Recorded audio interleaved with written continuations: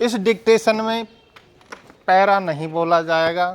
Para के लिए 3 second रुकेंगे और कोमा के लिए 1 सेकंड के लिए रुकेंगे। डिक्टेशन स्टार्ट होगी 5 सेकंड बाद। स्टार्ट। सभापति महोदय, माननीय सदस्य ने अंतरिम बजट के बारे में जो अपनी टिप्पणी की है वह उनके लिए स्वाभाविक भी थी और उनको करनी भी चाहिए थी, लेकिन जिस तरीके से माननीय वित्त मंत्री जी ने अंतरिम बजट को प्रस्तुत किया है और देश की संपूर्ण जनता को उस बजट के माध्यम से अपनी तरफ आकर्षित किया, वह स्वयं में बड़ा हैरान करने वाला है। मैं तो यह नहीं कहता कि पिछले 50 वर्षों में विकास नहीं हुआ है। जैसा कि अभी वित्त मंत्री जी ने कहा कि विकास तो एक सतत प्रक्रिया है। यह सतत प्रक्रिया रही है और विकास हुआ है, इसको नकारा नहीं जा सकता है, लेकिन जिन प्राथमिकताओं को सामने रखते हुए पूर्णता के आधार पर विकास की प्रक्रिया को तेज करना चाहिए था वह नहीं की गई। उसका परिणाम यह रहा है कि गरीबी और अमीरी का अंतर लगातार बढ़ता गया।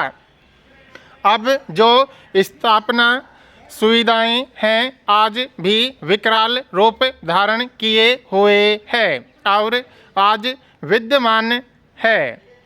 इसलिए हमारे वित्त मंत्री जी ने जिस तरीके से बजट का प्रस्तुतिकरण किया है, गत बजट में ही उन्होंने प्राथमिकताएं सुनिश्चित, रोजगार को बढ़ाने की और गरीबी उन्मूलन की भी बात कही गई है।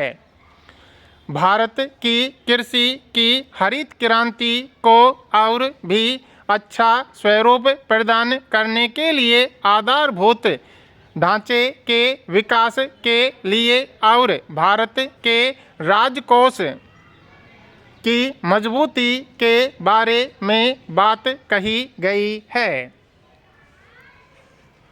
महोदय, इसी संबंध में मैं यह कहना चाहूँगा कि जहाँ तक रोजगार का प्रश्न है, इसी सदन में रोजगार के बारे में चर्चा हुई थी। वहाँ बेरोजगारी के बारे में बड़ी चर्चा की गई थी, लेकिन जिस ढंग से आधारभूत ढांचे को प्राथमिकता देकर विकसित करने की का प्रधानमंत्री ने निर्देशन के आधार पर प्रयत्न किया गया है, वह स्वयं रोजगार सर्जक के रूप में उभर कर सामने आया है। उसको देखकर हमारे देश के ही नहीं बल्कि विश्व के अन्य देशों के लोगों ने, अन्य एजेंसियों ने सर्वेक्षण के आधार पर यह कहने में कोई संकोच नहीं किया है कि हिंदुस्तान दूसरा सर्वोच्च देश है जिसने रोजगार सृजन की दिशा में काम किया है। महोदय, मैं इसका उल्लेख करते हुए कहने के लिए मैं आपकी अनुमति चाहूँगा कि वैश्विक उद्यमिता मॉनिटर की सर्वे रिपोर्ट में इन्होंने कहा है कि भारत में नए उद्यमों ने सन 2003 में 17 मिलियन नौकरियों का सृजन किया, जो चीन के बाद विश्व में दूसरा सबसे अधिक था, जहां लंदन स्कूल ऑफ बिजनेस के वैश्विक उद्यमिता मॉनिटर की सर्वे रिपोर्ट के अनुसार नए व्यवसाय द्वारा 84 मिलियन नौकरियां पैदा की गईं। सभापति जी, यह उनकी रिपोर्ट है। यह इस बात को साबित करता है। यह रिपोर्ट आगे कहती है कि भारत में उद्यमिता पिछले वर्ष की तुलना में 2003 में थोड़ी सी और बढ़ी। भारत की 18 से 64 आयु वर्ग की लगभग 18% आबादी किसी न किसी प्रकार की उद्यमी गतिविधि में लगी हुई है। सभापति जी, यह इस बात को साफ जाहिर करता है कि जिस प्रकार की योजनाएं प्राथमिकता को ध्यान में रखकर कार्यान्वित करने की दिशा में प्रस्तुत की गई, उनका लगातार कार्यान्वयन होता रहा है।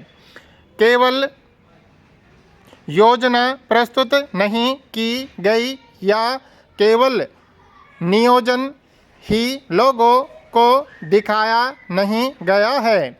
उस नियोजन को कार्यान्वित कैसे किया जाए, उसको मूर्त रूप कैसे प्रदान किया जाए, यह इस सरकार ने करने की कोशिश की है। इसके कारण विश्व के अंदर आज भारतीय अर्थव्यवस्था को मान्यता प्राप्त हुई है।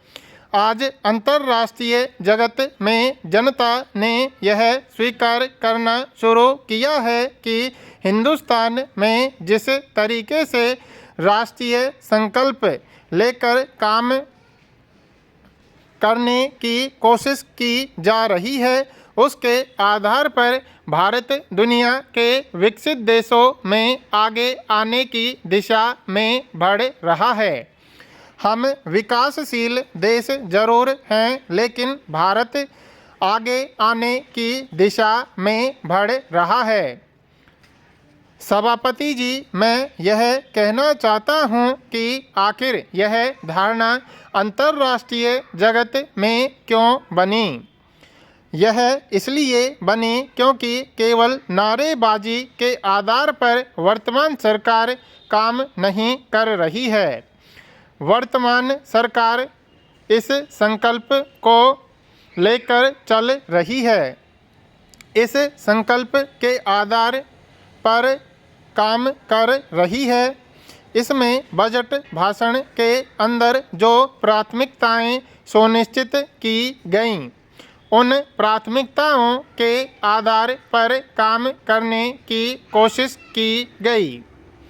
इसलिए बेरोजगारी की जो प्रथम प्रतिबद्धता थी, उसको पूरा करने का प्रयत्न किया गया। 1,70,00,000 बेरोजगारों को रोजगार दिया गया। संकल्प यह किया गया था कि प्रति वर्ष 1 करोड़ रोजगार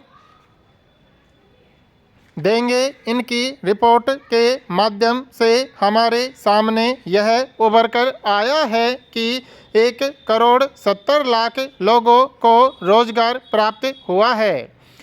यह मैं अपनी बात नहीं कह रहा हूँ, बल्कि रिपोर्ट बता रही है। केवल इतना ही नहीं,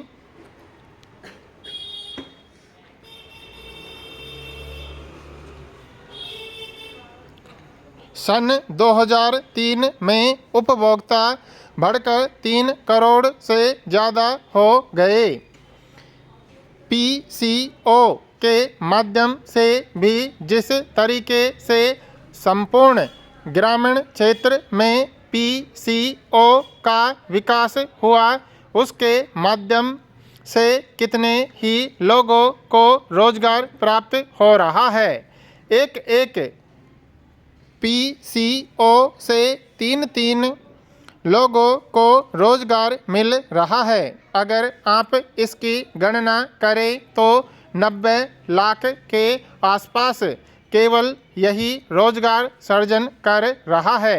इतना ही नहीं सभापति जी, मैं यह भी कहना चाहता हूँ, जिस तरीके से प्रधानमंत्री जी ने राष्ट्रीय राजमार्ग विकास परियोजना पूरे देश भर में सड़कों की जो कायाकल्प कराई है, चाहे स्वर्ण चतुर्भुज योजना हो या राष्ट्रीय राजमार्ग के अन्य क्षेत्र हों।